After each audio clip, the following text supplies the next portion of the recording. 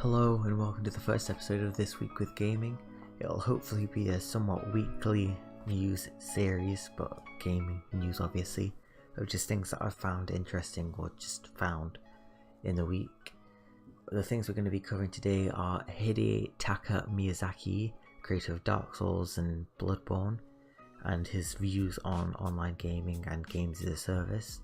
Sekiro Shadows Die Twice, its release on March 22nd, and some people's concerns on its difficulties, like how hard it is obviously.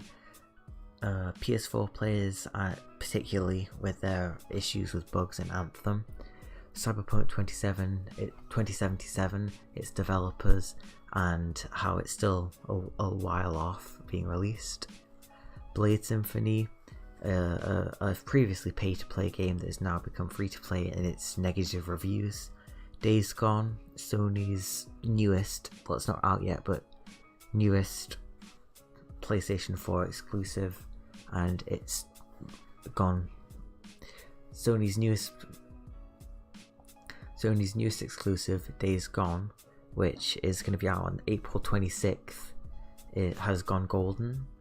Sony is in this again this week, has released a feature for iPhones and iPads, as long as you have good internet, where you can play your PlayStation games on your iPhones and iPads, funnily enough, but you can also do other PSN features such as messaging and using voice chat for parties and such. Finally, Apex Legends has banned around 355,000 players with its anti-cheat service. In an interview with The Telegraph recently, Hidetaka Miyazaki, the creator of Dark Souls, as I said, has told them basically that he'd love to try out making a battle royale or games as a service game, such as Destiny 1 or 2 basically.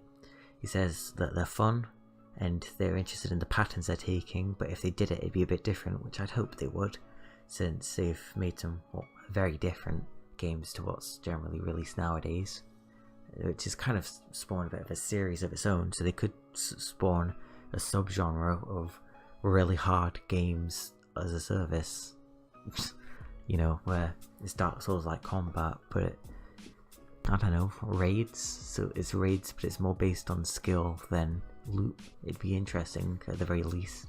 And it's not like they haven't considered it before, because with Dark Souls 3 I think it was, they had a go at making a PvP mode for it, but they decided to get rid of it, probably because they couldn't do it well, I'm not sure, but I'm sure they'd probably have another go at it eventually.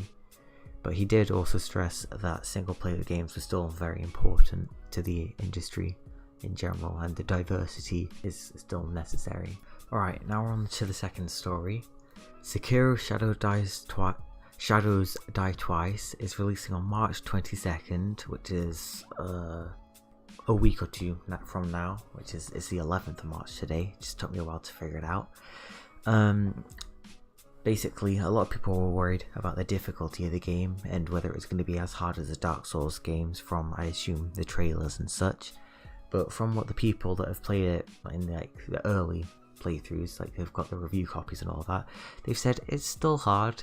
One reviewer person said that it took them 300 tries to beat one of the bosses. It's probably an exaggeration, but you never know. It just depends on how good they actually are at the game, really. But yeah, that's one boss had fast attacks and heavy hitting attacks, pretty standard for them, but they're all really kind of loosely, at least, based off of Japanese mythology. So you can have a look at that to try and get an idea of what some of the enemies might be if you want to.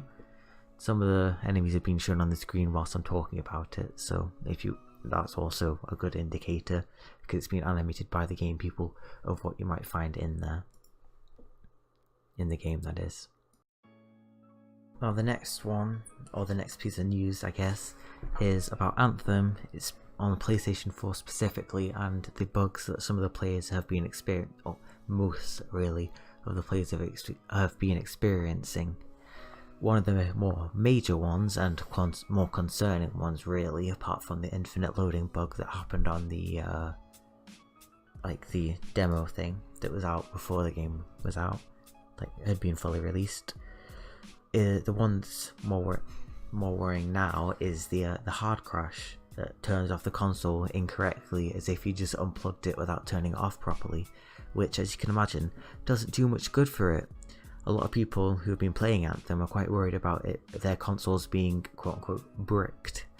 So basically what I described, where your console just turns into a brick of plastic because it doesn't work anymore because it's been turned off incorrectly multiple times, or you're just unlucky and it was the first time. But luckily the Anthem developers, who are BioWare, have come out with a statement, I guess, saying that there'll be a fix out for that by the end of the week, if you were wondering. So that's about it for that one. We're probably around halfway now as we move on to our third bit of news for the week, which is Cyberpunk 2077. Its developers CD Projekt Red have come out with the kind of what you'd expect now of it's still a long way off. It's ready when it's ready. They say that a lot if you didn't know. Which is, it's not a bad thing, because you want the game to be as good or better really than The Witcher 3 was, and that's some pretty high standards to have to live up to. But hopefully, because they've confirmed that they'll be at E3, so hopefully we'll be able to get some more gameplay, or at least something else, like a release date to go off. Because I don't know how much longer people will be able to wait, honestly, after I think it was 6 years of waiting just based off a couple pictures that they had. It's crazy how captivating CD Projekt is, with just how good of a company it is at making good games for most people's standards. I don't have videos for these last three, so I'll have a video for one, but not the other two, so I'll just lump them all in together. The first one, Blade Symphony, the one that has the video of it, was previously pay to play, but it went free to play as it wasn't really popular enough to sustain its pay to play model, as there was no one playing really, and it was a multiplayer based game. But since it's gone free to play, it's been absolutely bombarded with negative reviews from newcomers and oldcomers. The old players saying voicing their opinions on it going free to play after they paid for it and possibly wanting refunds for it, and the new players saying how it's just not very good of a game and how there's such a steep learning curve. So not great for them. In slightly more positive news though, Days Gone, Sony's first-person post-apocalyptic zombie game about killing zombies, funnily enough, and riding motorcycles, has gone golden, which means it's ready to be shipped about a month ahead of its release date, which is the 26th of April, 2019, obviously. So hopefully they get a lot of time to add additional content or bug fixes to the game, which is always good. Sony's introduced the thing with the iPhones and iPads I said earlier, where you can play games on them and you can use voice chat and other PSN features. Finally, Apex Legends has banned around 355,000 cheaters with their easy anti-cheat launcher, which is the same one as Fortnite, which is just showing that it's working well, as long as obviously they were actually cheating. But I mean, I assume they were. And with that, well, I mean, it's the end of the new stuff that I have collected this week, so I'll see you next time, I guess. So, bye.